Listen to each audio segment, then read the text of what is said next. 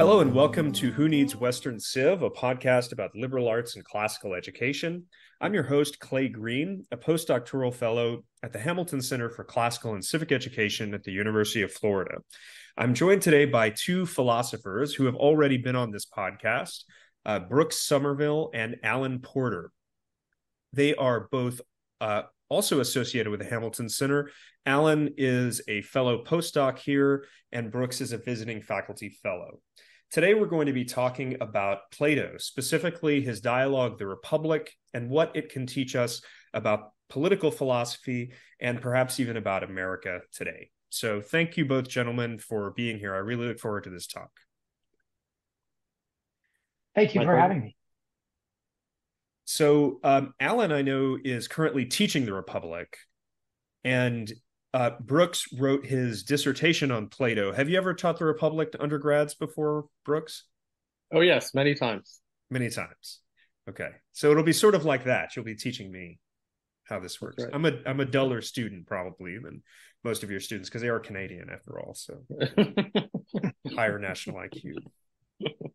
How's the Republic going with your undergrads, Alan? Fantastic. It's been really gratifying to return to this text again with a new generation of students. My first time at UF, and I've been, very pleased with the student engagement. And it's also, I find this with classic works often, but Plato and this text perhaps more than any other. Every time I go back to it, it illuminates all of my ongoing intellectual concerns and projects, and puts them in a new light, even as, it assumes a new light in my new engagement with it. So, no, it's a fantastic opportunity to be able to teach UF honors students texts like. As the resident literary scholar, I feel obliged to say that it's a literary masterpiece as well of characterization, style, imagery, all that kind of stuff. It's truly excellent. So let's dive right in. We are all Americans, except Brooks, of course, who's either a higher or a lower life form, depending on your perspective. An adjacent life form, exactly. But America and many other modern constitutional states, like Canada, of course, is built upon an understanding of political science, or we could say political philosophy. Our founding documents pretty clearly indicate this debt to a certain understanding of I would say either the hope or the certainty that it is possible to know something about politics in the same way that we know things about the natural world and related subjects. Plato is, with obviously his teacher Socrates, the origin of this kind of inquiry. The origin, perhaps, of the belief that it's possible to have knowledge as opposed to just opinion about politics. So I think that Plato is of particular importance for us in America and for us in all kind of constitutional states to ask ourselves this question: is it possible to have knowledge about political things? So I want to give you all this broad question. What is Plato's answer to that question? And what value does that question have for a country built upon a fairly radically different understanding of political science? Would you like to start with this one, Brooks, or should I take a stab at it? You go ahead, Alan. Okay, well, I guess the first thing that occurs to me, the way you phrase the question is, and this has starting to become a bit of an emergent theme in my class as well, I think, is the distinction or the potential distinction between political science and political philosophy. So, of course, Socrates our paragon of the philosopher, he didn't write anything down. For him, philosophy was an entirely discursive activity. Indeed, something that, like speech itself, only exists for as long as it is being actively performed.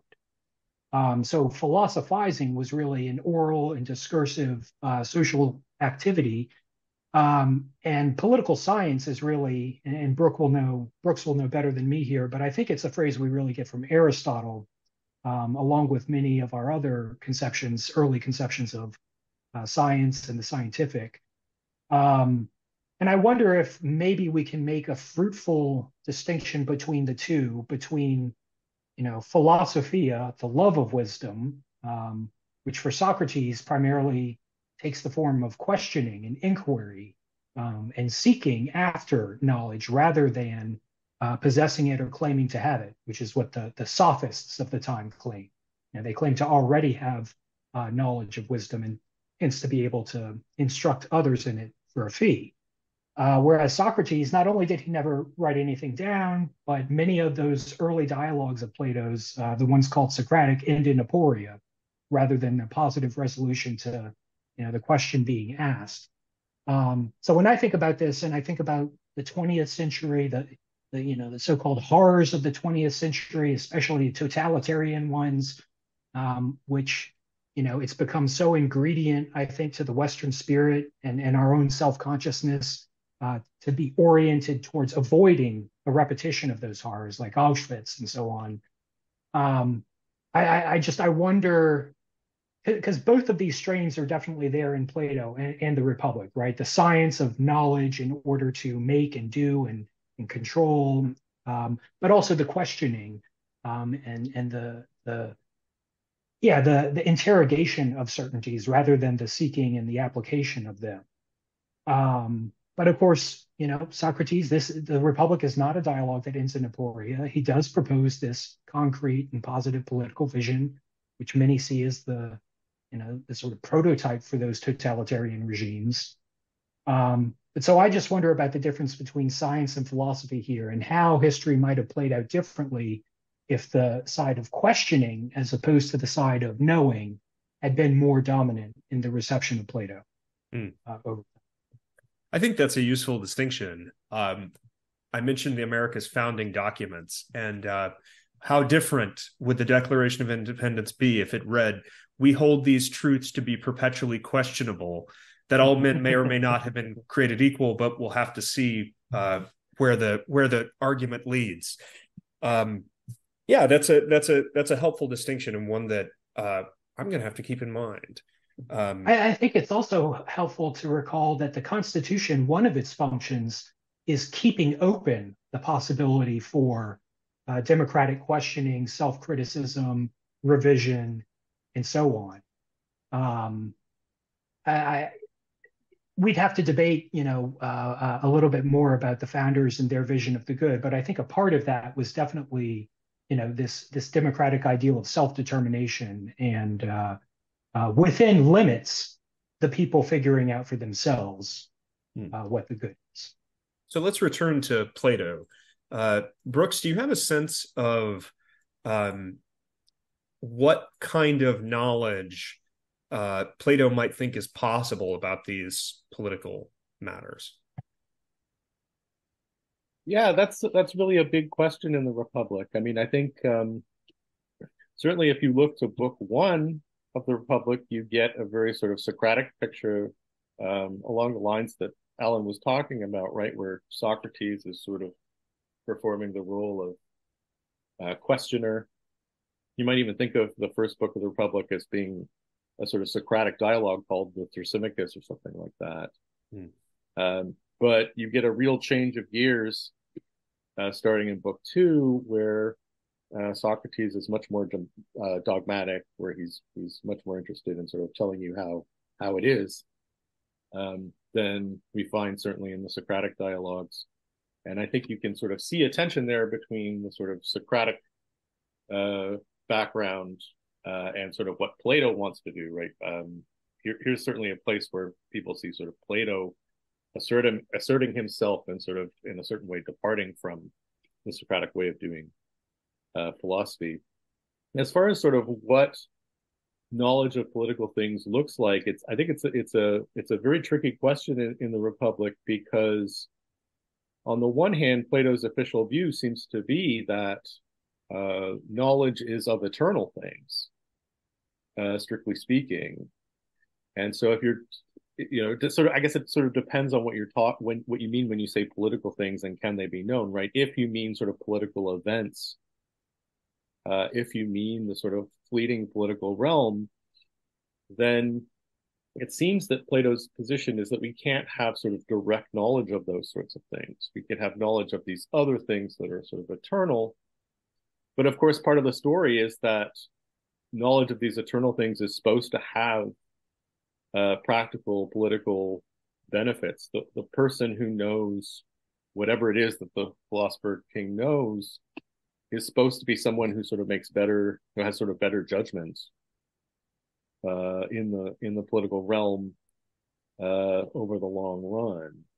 And along with weird sort of mathematical objects and the sorts of things that the philosopher king knows.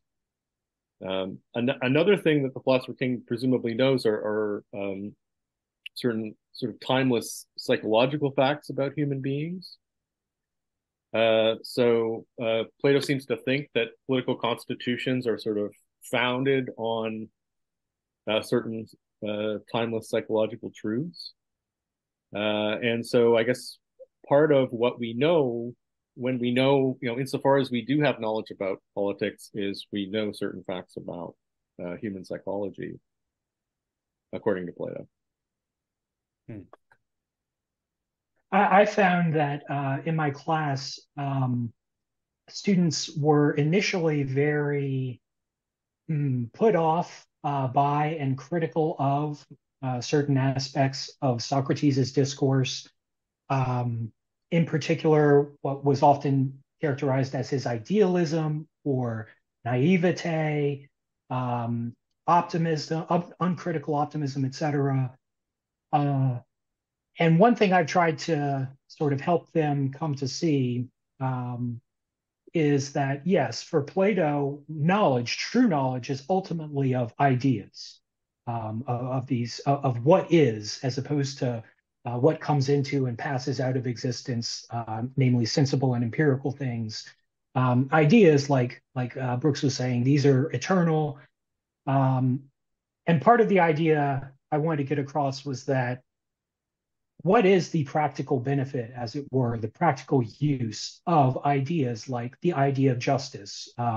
Republic, of course, being centrally devoted to the question, what is justice? Which really means, what is the idea of justice?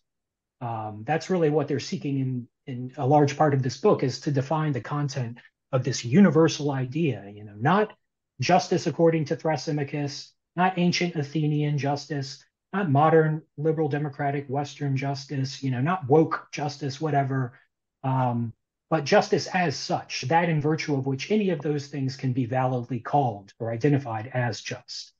And so one of the things I try to get across here is that, yes, empirical reality is messy. But Plato doesn't think, he's not talking about, the perfectly just city or the perfectly just man, like in the Ring of Gyges, and so on, in order that we have a model that we can then identify exact instances of, or perfect instances of, like a one-to-one thing. You're never going to have the just man any more than you're going to have the perfect circle in empirical reality. The function of these ideas and these ideals is rather, or at least one of their functions, one of their most essential functions, is to serve as standards for judgment of empirical things. So how do I know, granted, nothing is ever perfectly just or unjust in this messy empirical world. But how do I judge whether something is more just or less just? Even if it's relative. Well, for that, I need an idea of justice as such. So I think that's one of the main ideas here is you need to have an idea of something as such in order to be able to make valid judgments about greater and lesser, or more and less successful instantiations of it or exemplifications of it. Yeah, I'm struck that there seems to be kind of a contradiction in uh, the legacies of Plato, in the sense that Plato is famous for this extremely high, I would say, kind of snowy, pure idea of knowledge, the ideas, knowledge is of the ideas. And yet he also is a or the founder of political science or political philosophy. There's a kind of contradiction there, because philosophy should be an inquiry after the eternal, things that are eternally so, and politics is necessarily has to do with changeable matters. And I feel in myself a an urge to say that this contradiction has to be uh, has to confront itself and produce Aristotle, who I think has a more um, balanced concept of knowledge. But we're not talking about uh, Aristotle, and we're not talking about my own preferences. But do either of y'all have any reflections on what appears to me, at least, to be a kind of apparent tension here between high idea of knowledge, founder of political philosophy?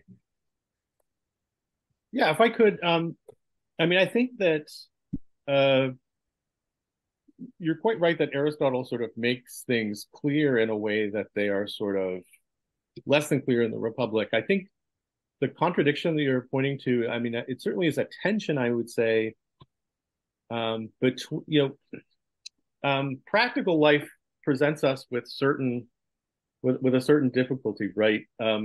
We have to um, we have to make judgment calls about particular cases, and the way to do that reliably is we've got to have some kind of sort of more general idea in our head in order to spot it, right? It's like a sort of like a baseball umpire being able to call a strike, right? You've got to sort of know in some sense what a strike in baseball is in order to say that's a strike, that isn't, that's a strike, that isn't, right? Or in a legal context, right? Part of what you know is what the legal definition of arson is. But another thing you have to do is to sort of prove that this case here and now meets the elements of our legal definition of arson, right? So there's a kind of part of political life that is governed by the senses and is about particular cases. But then there's this other part that is about um, sort of a much more general and sort of abstract grasp of sort of categories of things or kinds of things. Mm.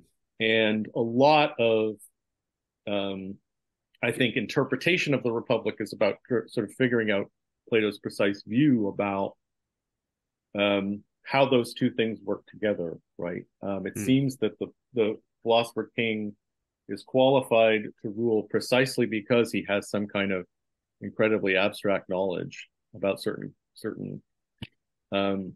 eternal things. But the point of knowing those things is that what qualifies the philosopher to rule is that being equipped with those things sort of makes the philosopher better at, as it were, calling balls and strikes, of actually sort of spotting fleeting images and seeing them for what they actually are. And so it's certainly a tension between two sorts of excellences that we have to have in practical life, and two ways of being excellent that I think Aristotle is vividly aware of, right? The sort of conceptual side on the one hand, and then the ability to apply concepts in the here and now. And you can sort of screw up in either direction, right? You can be working with the wrong definition of arson, or you can have the right definition of arson and just fail to recognize that this here and now is a case of it.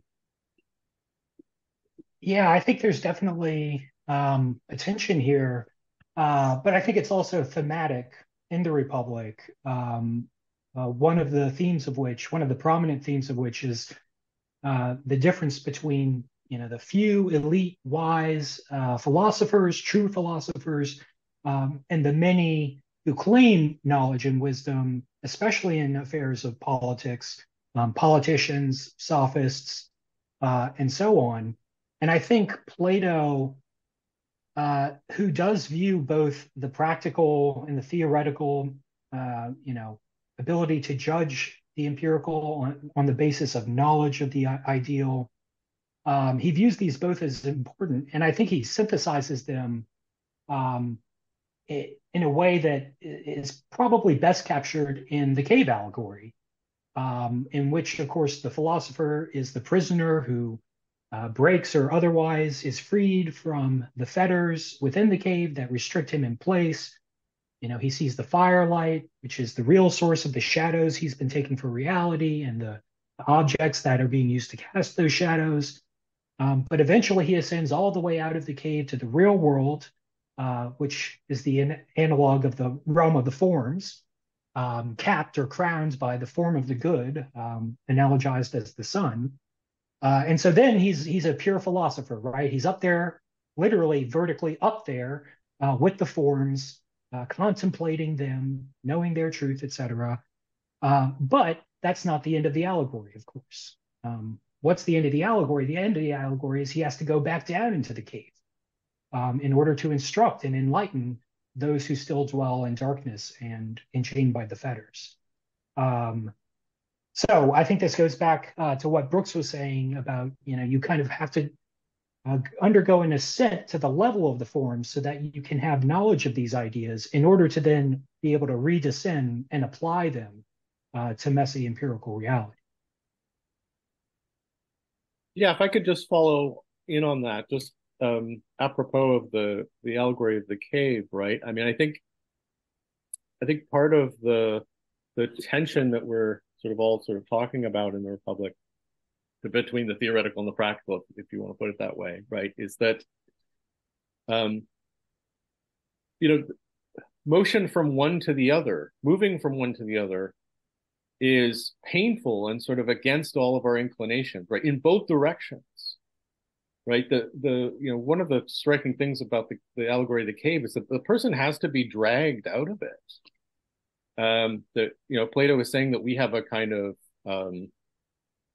sort of like an epistemic Stockholm syndrome for our own shadows, right? We're attached to the concrete and the practical, and we don't want to be philosophers, really. We don't want to start thinking sort of more conceptually about eternal things. We want to talk about the here and now, and those more conceptual things sort of seem unreal to us, and they're sort of disorienting when we're sort of exposed to them. And then, of course, in the other direction, right, once someone's freed from the cave, the last thing they want to go do is go back in.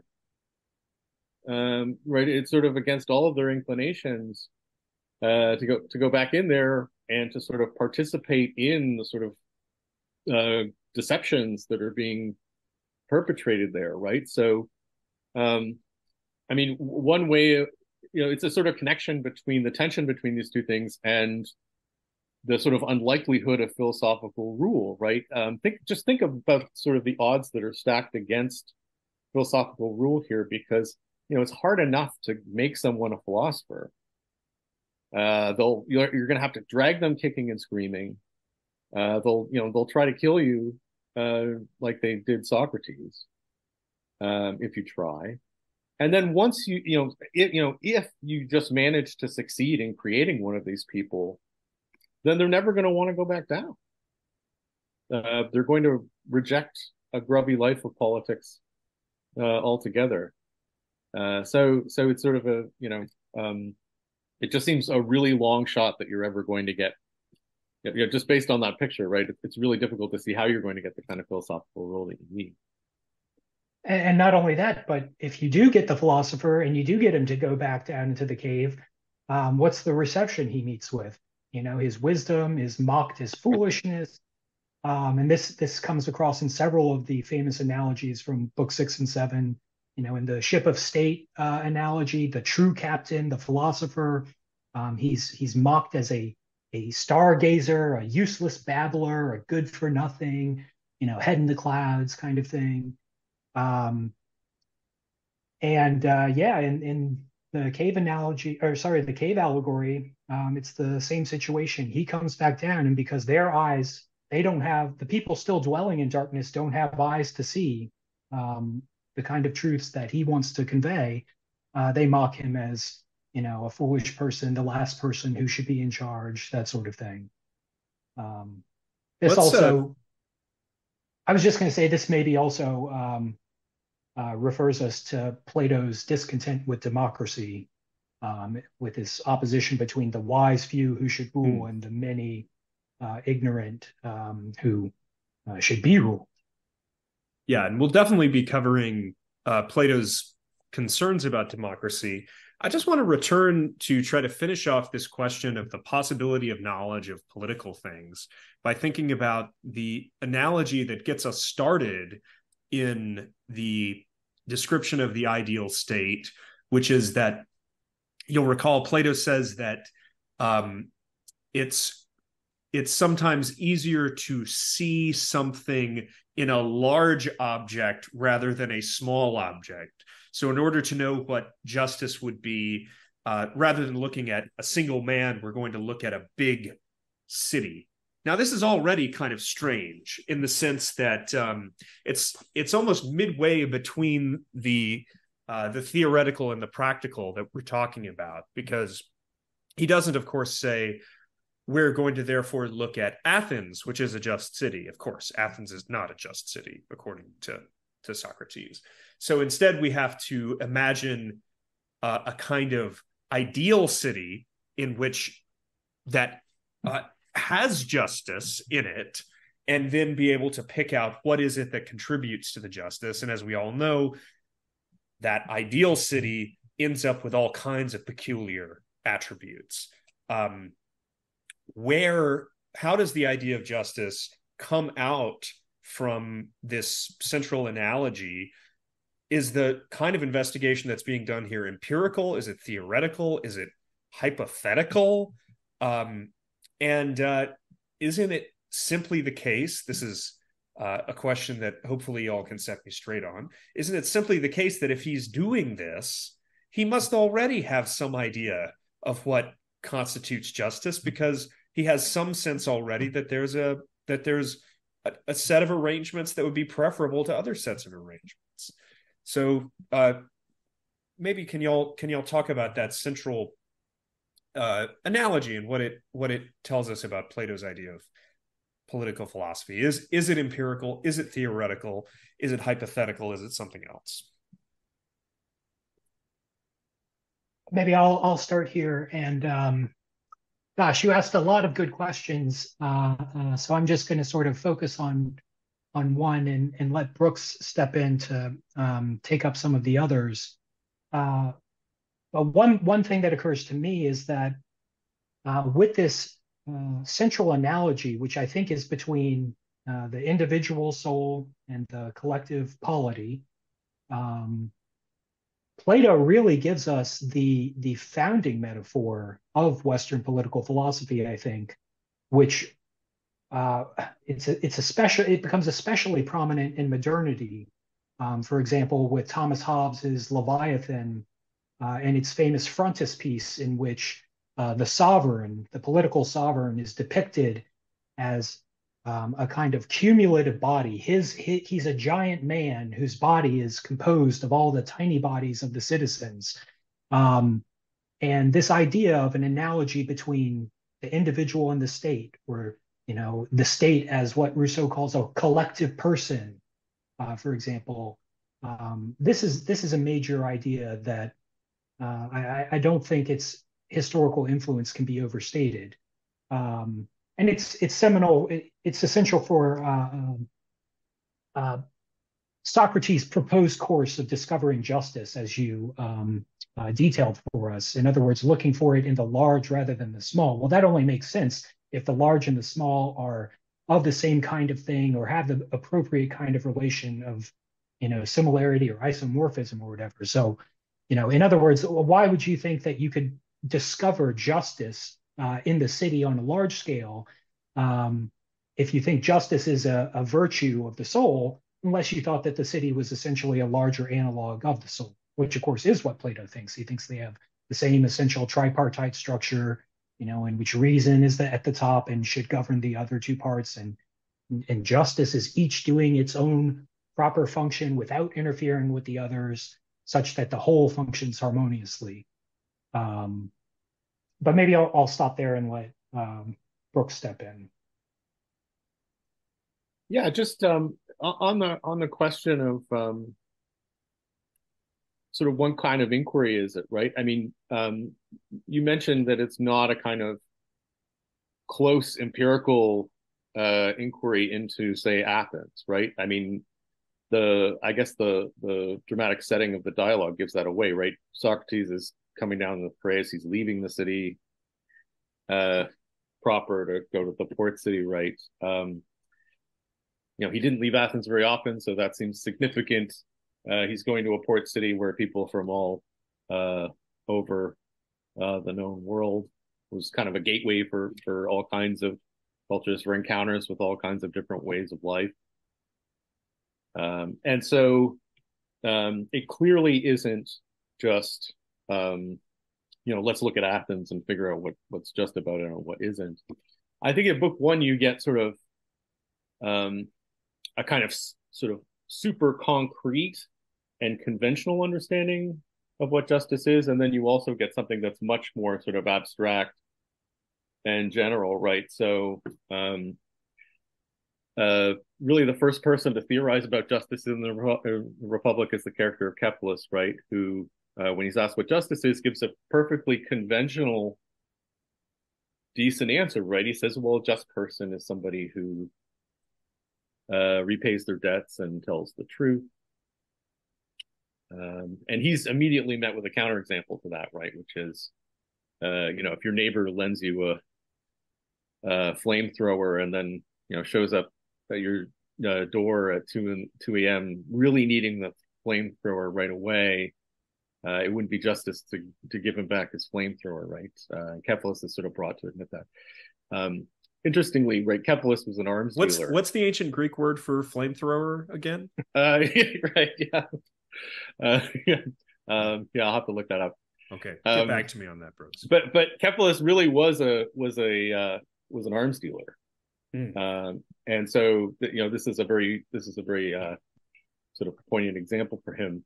So that's the kind of concrete inquiry that you get, right? Give me a sort of. It looks like Cephalus is giving you a kind of example of just behavior. And then we also get a kind of quote from Simonides, the poet, right, who says, justice is rendering what's owed, right? And that, I think, that understanding of justice is sort of vindicated if you sort of stay tuned to the end of the Republic. There is a sense in which Plato's answer to what justice is it's rendering what's owed. But of course, that requires a whole bunch of sort of filling in as to what that means and what the content is, right? So I think there's a kind of complex thing going on. On the one hand, we want to get sort of concrete cases right. Like when we're coming up with an account of what justice is, on the one hand, we want an account that gets sort of certain concrete cases right. It shouldn't be the case that justice is giving back the flamethrower at 2 a.m. On the other hand, it's this very general sort of inquiry that's sort of running with a kind of almost sort of like aphorism or something about what justice is, and then it's sort of up to us to sort of fill out what that's actually saying, right? In what way is justice rendering what's owed? What do I owe and to whom? And so both of those things seem to be in play at the same time in the Republic. That also reminds me of this, and I'm not sure about this, and maybe Brooks, you know more about the relevant history, but I kind of got the sense from reading it that both the view that justice is, giving to each his due, and which is, Cephalus and Glaucon's kind of base conception of justice, and then Thrasymachus's conception of justice, which is very, cynical, and it's essentially it says, yeah, that's what most people think justice is, giving each his due.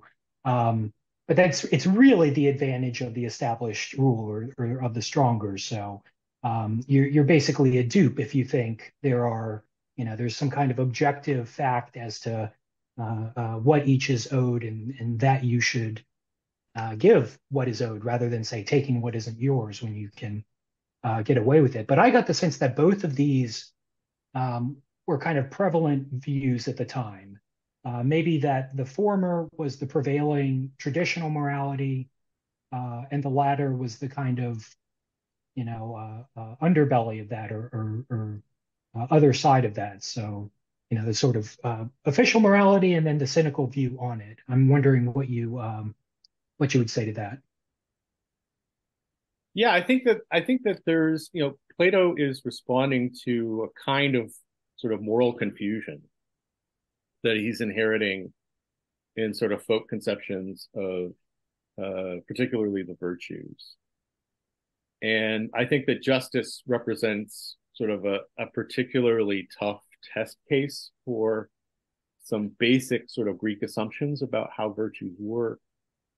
And I'm thinking in particular about the assumption that a virtue or an excellence is supposed to benefit its possessor, right? You should want to be a virtuous person because when you have certain virtues, life goes well for you. There are advantages for you. And so I think, what people like Thrasymachus have sort of sussed out here is that justice doesn't really seem to work that way, right? I mean, just to go back to the Kepler's definition, right? If a just person is somebody who honors their contracts, even when it's profitable to break them, then it isn't clear why it's in my interest to be a just person, right? It's in my interest to convince you to be a just person, especially if I'm in business with you. Aren't you concerned about the degradation of your soul, Brooks? Well, I mean, that's going to be part of Plato's eventual answer, right? But notice what Plato isn't questioning, right? Plato isn't denying that a virtue benefits its possessor. And he isn't denying that in some sense, right, justice means doing things that sort of are in your sort of immediate material disadvantage. And so he's really got to sort of sort out those two things, right? How can it be the case that justice benefits me when justice seems to involve all these sorts of actions that involve some kind of sacrifice or acting against my interests? Yeah, and you really have the seeds of the that would blossom historically into the flower of opposition between consequentialism and deontology here in Plato. Of course, at the beginning of Book Two, Glaucon motivates the rest of the discussion by distinguishing between goods that are valuable in and of themselves, for the sake of other things, or both. And they want, he and the other interlocutors, they want Socrates to justify justice and its value for its own sake, regardless of the consequences. Yeah, I don't know, there's a lot we could potentially say about that, but yeah, I mean, I'm not sure. Just to pick up on that, right? I mean, I think you can see sort of different interlocutors of Socrates as going different ways on this, right? So I think, Thrasymachus is someone who says, look, if I know anything, a virtue is something that benefits its possessor. Justice is the sort of thing that leads me to, sacrifice my own self-interest. Therefore, justice isn't a virtue. Whereas I think if you look at another dialogue of Plato's, the Gorgias, right, there he has a kind of character named Callicles who is sort of superficially a lot like Thrasymachus. Callicles is willing to call justice a virtue, but only after he's sort of hollowed out all the sort of altruism out of it and replaced it with something sort of suitably egoistic, right? But it's the same sort of basic thought about the virtues that they seem to share, both Thrasymachus and Callicles, right? It's this idea that, look, if we're going to call this a virtue, it had better be in my interest to have it. Hmm. And justice sort of stands out in particular as the sort of thing where the riddle is how could that be? How could it be in my interest to be Hmm. just when uh, I get, I'm missing out on all these opportunities to profit. So I wanted to ask y'all to just compare this idea of uh, justice that we find coming out of the Republic to modern conceptions of justice. This could take whatever form interests you, or um, if you wanted an example, I was particularly interested in the comparison between Platonic justice and, say, the kind of justice we would see in a figure like Thomas Hobbes or John Locke, from which we end up getting indirectly or directly some of our modern political ideas.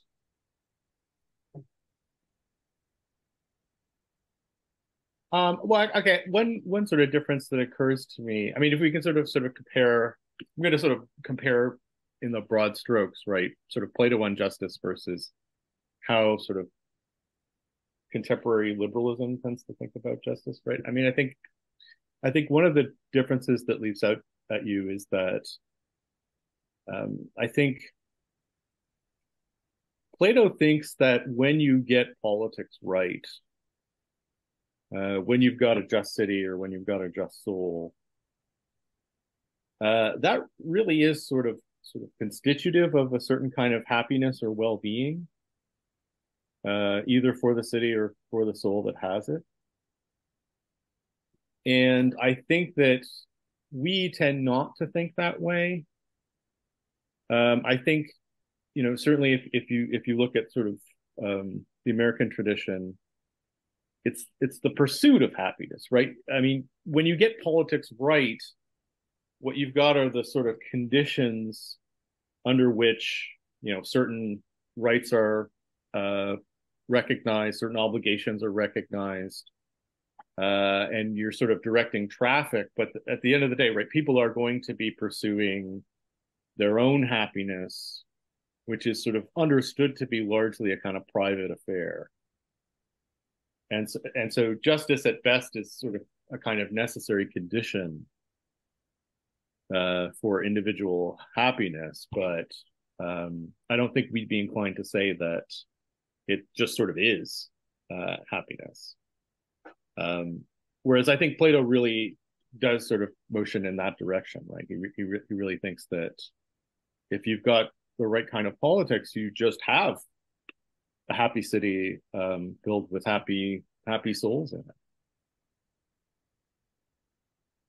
One thought that occurs to me is I think a lot of contemporary Western conceptions of justice, whether more left-wing social justice or more liberal conceptions, um, they really are democratic conceptions, unsurprisingly. That's the prevailing regime conception. This, this goes back to Thrasymachus, of course, but conceptions of justice in a given regime uh, tend to be suited to or fitted to that type of regime in one way or another. And of course, in the Republic, Plato has Socrates say that democracies and their citizens, Democrats, they define the good as freedom, ultimately. And he thinks that the reason democracies inevitably decline and kind of destroy themselves and devolve into tyranny is because of this insatiable sort of lust for freedom. And it's a particular kind of freedom. It's freedom of appetite, unlimited freedom of appetite. Um, this is at the heart of his kind of critical picture of democracy as a regime and the democratic person. Um, so I wonder about these modern conceptions of justice of various kinds in relation to that aspect, the democratic aspect of a kind of absolutization of the ideal of freedom, and in particular, freedom for appetite, um, and from, let's say, paternalistic disciplining of Hmm. appetite. Yeah, that's a helpful distinction. Something that I know John Locke emphasizes is in precisely this area of freedom for appetite. He ends up, as it were, equalizing appetites, or at least staying somewhat neutral about it. And that's incredibly important. It's a kind of democratization of appetite that then makes the state have to kind of take a somewhat neutral stance. Obviously, this isn't how it's always manifested empirically. Right. And while, of course, freedom and equality are the kind of twin ideals of democracy, and Plato is critical of both of them in the Republic. And yes, he's very sensitive to and critical of the way that democracy tends to promote a kind of flattening or leveling effect. So, for example, he talks about how citizens and foreign resident aliens and foreigners all kind of have the same status in a democracy. There's no distinction of authority between parents and children. He says fathers behave like children and fear their sons, whereas sons behave like fathers and have no shame or fear in front of their parents. Teachers, he says, fear and flatter their students, while students belittle their teachers and their tutors. Um, Maybe some of these are also having resonance for our contemporary democratic situation. Um, No, I'm sorry, uh, Alan. It's just you who gets belittled by your students. My students are extremely respectful. um, we might also think about criminals and law-abiding citizens. He does mention criminals being treated like heroes. So there is a kind of flattening and deconstructing of traditional boundaries, distinctions, hierarchies, and so on. Um, Maybe you or Brooks have something to say about that. Well, I just want to fill out this background of democracy a little bit, because I think, Alan, you've shifted us to an important topic that will kind of close us off here. And it's not a small topic either. We've been talking about the possibility of political science, the possibility of political philosophy, justice, many, many different things. But now I want to talk about democracy. So just a tiny bit of background, and I'm no expert in ancient Greece, but these things are very interesting, I think. By the time that uh, the Athenian democracy closed up shop, it had been around for about 200 years. Um, that's actually kind of long for democratic experiments. Usually they don't quite last that long. We're obviously a little bit longer than that, but not much. We're about 223 years.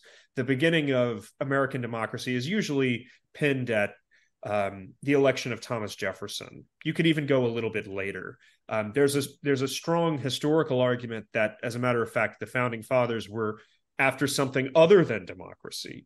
There's debate about that, but it seems pretty clear with the way they set up various institutions, including the Senate and also the Electoral College, which, by the way, in its original instantiation, just picked the president, right? Having nothing to do with popular ballot, this kind of thing.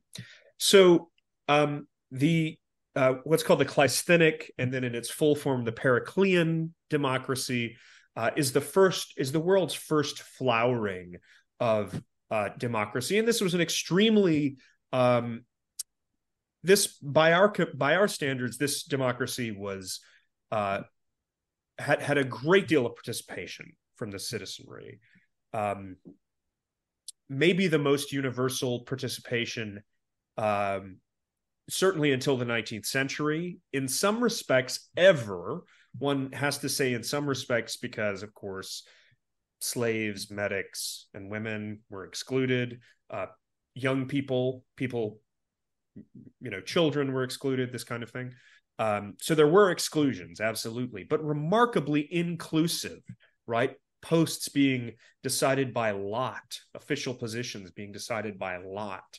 The judicial system, remarkably democratic. Essentially, very little role for expertise, very little role for a kind of separated lawyer class. essentially juries were chosen by lot, sort of like ours, but it again with a much more democratic flavor. So this was truly a democratic society in ways that I think we've never quite approximated in our own societies, though we have other things that make us more democratic. Um, we don't have aristocrats, at least not in name. But of course, this democratic society, unfortunately, kind of burnt itself out. Managed to lose some pretty major wars, including fighting an imperial war with Sparta over the course of the 5th century, kind of at the flowering, at the full peak of Athenian democracy under Pericles. And the democracy made all kinds of bad choices. There are various things that happened, like the invasion of Sicily by Alcibiades, that it's hard to imagine. It's not impossible, but it's hard to imagine, a sort of small group of elite rulers deciding to do. These things do have a kind of democratic flavor to them, at least from my very non-expert perspective. So Sparta was, of course, a narrow-ish oligarchy. And just as in the 20th century, when the United States and the so-called free world triumphed over the Second World and the Soviet Union in the Cold War, there was an understanding that oligarchy had triumphed over democracy. It wasn't simply the one power had triumphed over another, but the one form of government had triumphed over another. This is the context, or part of the context, for the discussion of democracy in the Republic and elsewhere. So maybe keeping in mind some of these comparisons, the new, the old, the recent, the ancient. What exactly is Plato's concept of democracy? How does it work? Has it been confirmed or disconfirmed? And what aspects of that view are recoverable to us today? And what aspects might not be? Yeah, okay, I'll say a few things about that. So you mentioned sort of the relationship between oligarchy and democracy. Plato, Alan has talked a bit about how, one of the big problems with democracy is that it's unstable and it sort of unravels into tyranny. Well, the same thing can be said for oligarchy, according to Plato, right? Oligarchy, quickly unravels and becomes democracy in the same way. And so I suppose that, Plato thinks that the original sin, like the sin that both oligarchy and democracy share, even with tyranny, right, is a sort of flawed conception of the good. So starting with oligarchy, you get this idea that pleasure is the good. The difference is that oligarchs think that really sort of the pleasures associated with making money are the only ones that have value, and they sort of ruthlessly suppress all the others. And then sort of the democratic revolution comes along when the oligarch's son sort of says, you're a fascist and you won't let me get what I want, and you're obsessed with money, and I care about freedom. So you've got, the debate between the oligarch and the Democrat is sort of a debate about how we should pursue pleasure. But they really don't disagree that sort of the pursuit of pleasure is the highest good, right? They just disagree about how to pursue it. And so I think what Plato would say is that, they're kind of both making the same mistake. And that once you, he could be read as saying sort of once you make the mistake of misidentifying the good as, the pursuit of pleasure, then, that the oligarch sort of more restricted version of that is going to break down. That it doesn't have the resources to sort of defend that. And similarly, the Democrats' pursuit of sort of freedom and hostility to hierarchies is similarly sort of going to break down, and you're going to end up with tyranny. So I take sort of part of Plato's diagnosis here is that sort of once you've made that mistake about what about in your conception of the good, then sort of oligarchy, democracy are just sort of branches you hit on the way down to tyranny. Hmm. I think that's right. And I was actually in preparation for this, one of the things I was thinking about was these transitions between the cyclical political regimes or forms of constitution, and in particular the transition from oligarchy to democracy. And as Brooks was saying, one of the most interesting things here to me, vis-a-vis our contemporary context, is how precisely the oligarch becomes a Democrat, or rather, the oligarch's offspring or son becomes a Democrat, which I thought was very interesting. And it's very much my understanding of it is very much in line with what Brooks was just saying, because it's not that it does have to do with the oligarch's offspring being exposed to the lower classes and the many, the masses, the people. Um, but it's not like I don't know, Baldur's Gate 2, where the son of the noblewoman, the aristocratic, she slums amongst the slaves and the working class, and gets inflamed with ardor for their the moral cause for them, the injustice of them being put down. It's not about that. It's about the person's own appetites. It's about being exposed to the appetites of the lower classes, as it were, the drones, the other classes in the city. And what happens is this young oligarch, he comes to like these other kinds of appetites and pleasures, and he starts to think that the good is just, like we were saying earlier, freedom for appetite, without any distinction between higher appetites and lower ones.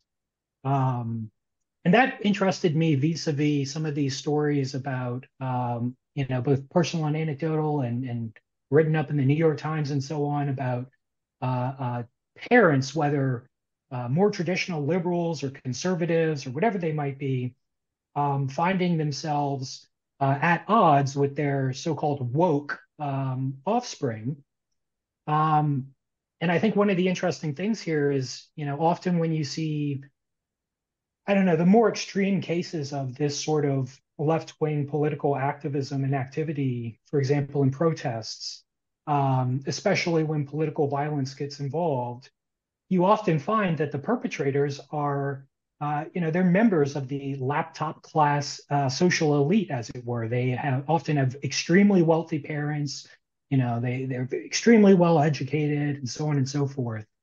And so I wonder about these ancient thoughts in our contemporary context, because sometimes it does seem like some of these activists care less ultimately about justice for those they perceive as oppressed, and more about a kind of unbridled license. I can be anything I want to be. I can do anything I want to do. This is how Plato describes, or has Socrates describe, democracy. In the ideal city, the city ruled by wisdom, everyone does what they're most naturally suited for, perfects that, focuses on that, doesn't interfere with the other people, etc. In democracies, again, it's unbridled individual freedom. So to be anything, to do anything. Anyway, I wonder about this specific idea that maybe democratic revolutionaries are born from oligarchic parents through some kind of cultural democratization or something. When questions about like, you know, how do we think about Plato and what does Plato mean for us? I always find that I'm um, sort of more in the dark about what we think than what Plato thinks, almost, right? Not that knowing what Plato thinks is easy, but sort of figuring out what the current zeitgeist is can be kind of difficult, and sort of pinning it down, especially. I mean, just to sort of say a couple of things about the differences between, I think, the way that um, I guess, a certain kind of social justice thinks about things and the way that Plato would think about justice. I mean, I could be wrong about this, but my sense is that there's a certain kind of code of justice today that's sort of popular today that really does think that exacting justice is to the disadvantage of the powerful. That when justice has been done, it is fair to say that the powerful have been taken down a notch, have been put at some kind of disadvantage, have been stripped of some kind of advantage that they were enjoying before. But the idea is that we are trying to sort of pick certain people and make their lives go better. But sort of as importantly, or maybe even more importantly, to single out other people and to make sure their lives are going worse. And I think that, you know, a big part of the Republic is that Plato wants to reject that conception that when you're actually doing, I mean, this sounds sort of kindergarten and naive, but Plato really does think that when you're doing justice, everybody is benefited, right? Even the person that you're convicting and throwing in prison or whatever, right? They are being benefited by, if it's really justice, then it benefits me to do the, you know, to impose the justice, but it also benefits the person who's on the business end of that, to be done justice.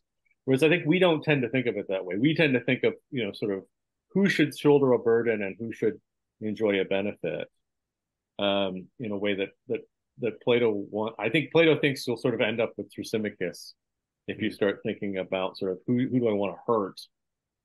That's not how justice works for Plato. And I think another idea I think that Plato has that just probably really rubs sort of today's zeitgeist the wrong way is, I think Plato thinks that, right, remember, justice is giving what's owed, and the devil is all in the details of sort of how you unpack that, right? Or what kind of content you give to that. And I think Plato thinks if you're not really in a position to understand the good or to understand sort of where your fundamental interests lie, then what you're owed and what is in your ultimate interest is to have somebody who does know better than you do sort of order your life for you and to restrict your options. No, I think he thinks that that genuinely makes you better off as a person when that's done. But I think that that's sort of alien to the way that we tend to think about justice, right? It's hard to make that come out as something modern sounding, as a modern understanding of justice. I think the idea that you know some people would be better off if other people ran their lives for them just naturally strikes us as an icky view. But I think it's definitely part of the way that you know Plato and Aristotle and others are thinking about these questions. So maybe as a final question, I just want to return to Alan's student who finds Socrates to be too idealistic, even naive. I think Brooks said the word naive. And I think most people have that sense when we come to the idea that administering punishment is going to be good for the person punished, that correction is going to be good for them. I think we all, or most of us, most of the time, roll our eyes and say, yes, that's a very nice thing to say. That's a very nice thing to say. But the reality is that all of these other aspects having to do with power impose themselves upon the situation. So, what is the value for us today to try to recover something of Plato and Socrates' more virtue-centric theory of justice? That justice is good for us, not only that it is good for others to be just. I'll maybe take that in a slightly different direction, which is more what is the value of this kind of political philosophy or ideal theory for empirical reality and actual practical life. And I will say that um, while many of my students did begin with that kind of a harsh view of Socrates, it's been gratifying to me to see them soften it and nuance it over the course of our reading thus far. Um, and I think part of that is just, Socrates comes off very kind of self-certain in book one and really the early Republic in general. But the more you read on, the more he starts to become more careful, make more qualifications. He even reveals things like, oh yeah, earlier in book one, I actually didn't really give the argument. I was kind of hand waving it because I knew that if we got into the details and the complications, it would get really tough and people would really think I'm engaging in, head in the clouds, wishful thinking kind of thing. Um, so I do think that they're softening that view a bit. Um, and then the other thing I would just say, and then maybe Brooks can jump in, is uh, yeah, a repetition of this point about the importance of fundamental ideas and fundamental thinking about fundamental ideas for concrete, particular empirical judgments. So I think one of the things that my students are coming to see is, for this, that, or the other particular political issue of the day, universal health care, this or that war, whatever it might be, um, the answers you can and will come to for these questions fundamentally depend on your kind of basic fundamental political philosophy or political orientation. In other words, what do you think justice as the good in politics is in general or as such? What do you think the purpose of government should be? Um, which goes back to the question of the good as such. Um, and maybe that's not that I'm trying to put a capper on it or anything, but maybe for me, that's the biggest takeaway from studying Plato is he's the first to, if not to think of, then at least to articulate this idea of the question of the good, which in a way is the idea of the idea. Uh, I won't get into that more unless you want, but I think that's super important, and it clarifies the role that abstract philosophy can play in guiding and grounding concrete practical. Yeah, so just to pick up on that, I mean, I think there's a question about how we get back to, or how we sort of revive a concern with justice as a virtue, right? It's easy to forget when you're reading the Republic that I think Clay alluded to this, right? All of the political stuff is officially, at least, just a kind of instrument to be able to figure out what justice is in the soul, because that's really what Glaucon and Adeimantus want to know about. Like, what is justice, and why does it pay to be just? And I think if Plato had tackled no other question, right, simply the way that he sort of illuminates the question of what's in it for me to be just, why does justice pay, sort of would be enough to cement his place in the history of philosophy, right? There is so much there in this question. And I mean, I find that at least when we're looking at that question, right, why does justice pay? I think we're sort of two minds about it, right? I think when you come across Thrasymachus, who says this is all a scam, that justice is just a way of, tricking people into acting against their own interests and in favor of yours, there's a kind of creepy ring of truth to it, right? If you're 18 years old when you read it or something, you sort of think, God, there's something to this. Maybe this is all a scam, right? But then we're also of this mind that says, no, that can't be all there is to justice. And so I find a sort of one way to sort of approach the question is not about sort of whether I want to be just, but think about people who are especially dear to you, right? So you could think of it as the kind of the cradle question, right? So the newborn baby, right? You're looking down in the cradle at your newborn baby, right? You've got every reason to want this child's life to go well. And someone says to you, I could arrange it so that your child will be just, or so that your child will be sort of ruthlessly unjust, right? But really good at getting away with it. Which do you want for your child, right? I think most people would say, well, I want justice. I want my child to be just. And it's not just because I want them to get along in society, right? The person who's really good at covering their tracks, they do that too. They might be better at that. But we think that we still have this kind of intuition, right? That this person's life about who, in which I'm invested, right? Sort of the same way as my own, right? That we think that life would go better if they're a just person, if there's the sort of person who wants to keep their promises, who wants to tell the truth, who feels guilt or shame or regret or whatever when they stumble. I think that that's sort of a fruitful way to look at the question, because I think we really do have those sorts of intuitions, and that's a kind of way to sort of push back against the sort of cynical or Thrasymachiean way of looking at things, which is, if Thrasymachus is right, then why do I think that it would be better for this child to be just than to be unjust, even if they're really good at getting away with it?